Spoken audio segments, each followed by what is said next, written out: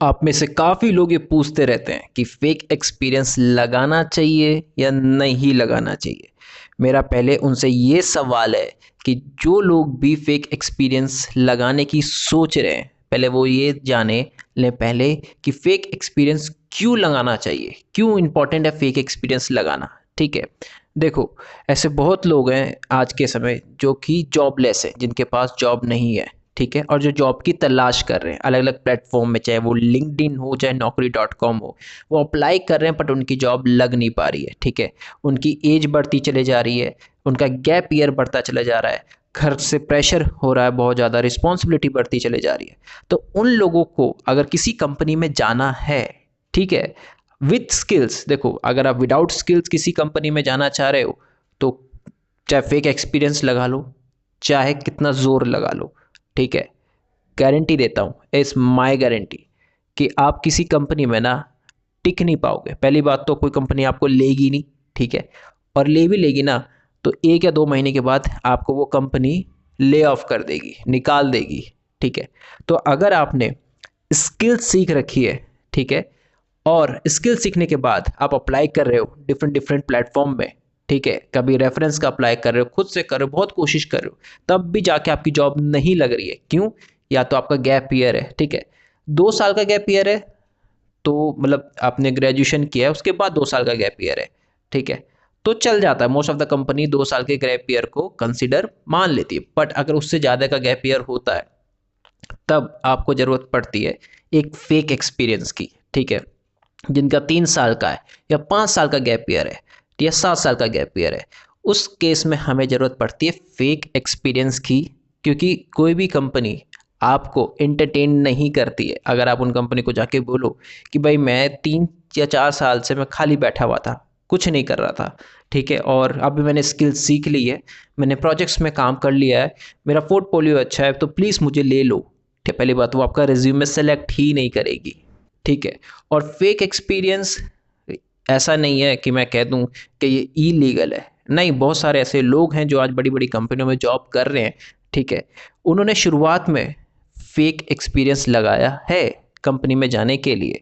ठीक है, कुछ कंपनी का वेरिफिकेशन बहुत टफ होता है, सच बताऊं, वो कुछ कंपनी ऐसे वेरिफिकेशन करती है कि वो आपके घर तक पहुंच जाती है। ठीक है, आपको वेरीफाई करने के लिए कि ये बंदा सच में इस एड्रेस पे रहता था, ठीक है, कितने साल रहा है यहाँ पे, ठीक है, हर एक चीज़ वेरीफाई करती है।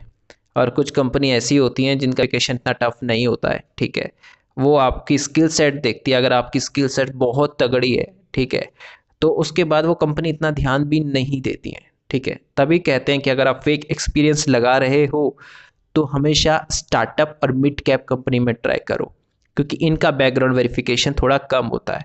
जो बड़ी एमएनसीज कंपनीज होती हैं जैसे टीसीएस, टेक महिंद्रा, डिलॉइट, इनका बैकग्राउंड वेरिफिकेशन बहुत ज़्यादा टफ होता है। ठीक है, अब सवाल ये आता है कि हमें ये फेक एक्सपीरियंस मिलेगा कहाँ से। ठीक है, तो बहुत सारी कंसल्टेंसी कंपनी है जो आपको फेक एक्सपीरियंस प्रोवाइड करती हैं, ठीक है, जिसका वो पैसा लेती हैं। ठीक है, आपको भी पता होगा, अगर आप पूछो किसी से तो आपको पता चल ही जाएगा कि भाई कितने साल का कितना पैसा लेती है और उसमें वो क्या क्या चीज़ें प्रोवाइड करती है, ये भी आपको पता चल जाएगा।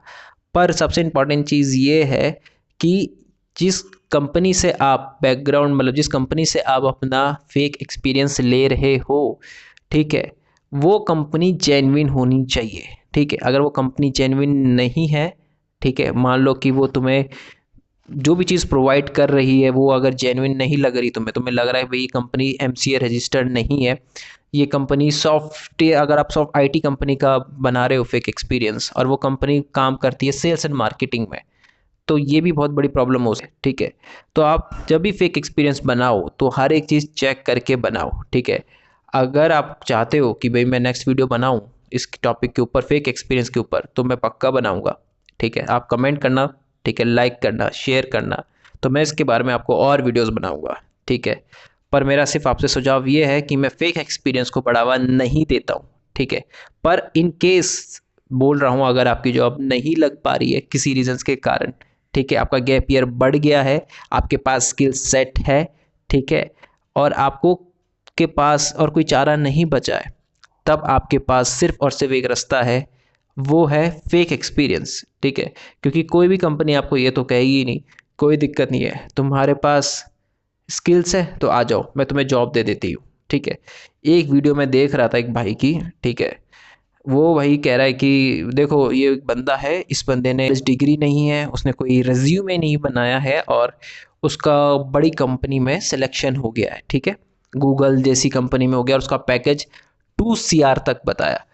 तो उस भाई ने ये भी बोला था कि भाई मैंने कुछ स्किल्स सीखी थी कोविड के दौरान या फिर उस समय में सीख रहा था। देखो स्किल सेट है, हो गया, पर ज़रूरी नहीं है कि हर बंदे का हो जाए, क्योंकि उसकी एज ज़्यादा नहीं है, ठीक है। अगर आपकी एज कम है, मान लो अगर आप 18 या 20 ईयर्स के हुए, 22 साल के, 22 साल से नीचे नीचे, और आपके पास वो सारी स्किल्स आती हैं, ठीक है, तो मैं गारंटी देता हूँ कि आपके अंदर इतना कॉन्फिडेंस आ जाएगा कि आपको लगेगा मैं जॉब पा लूँगा, ठीक है। पर जब मान लो आपकी एज बढ़ गई हो, जब आप 28 साल के हो गए हो, ठीक है, और जब जाके आप बोलो कि भाई मुझे अब आप सब कुछ आता है, अब मुझे मैं कंपनी में अप्लाई करता हूँ, बड़ी बड़ी कंपनियों में, तो वो कंपनी आपको रखेगी नहीं, ठीक है। क्योंकि उनको चाहिए होते यंग माइंडेड पीपल्स, जिनका यंग माइंडेड हो, ठीक है। तभी आप देखो कि अभी एक वीडियो एक वायरल, एक प्रोफेसर करके, यंग स्टूडेंट करके, ठीक है, बारसी साइंस लैब करके, वो यंग प्रोफेसर है, सोचो, उसको बड़े बड़े लोग बुलाते हैं अपनी जगह, ठीक है। तो यही सबसे इम्पॉर्टेंट चीज़ है, ठीक है। तो अभी मैं आपको ये कहना चाहता हूँ, अगर आपको कुछ भी डाउट लगता है, कुछ भी चीज़ आपको पूछनी हो, मुझसे पूछ सकते हो, ठीक है। आप कमेंट सेक्शन में बोलो, मैं आपको सब बताऊँगा, ठीक है। आपका कोडिंग स्टाइल भाई आपके लिए यहाँ पे हमेशा है, ठीक है।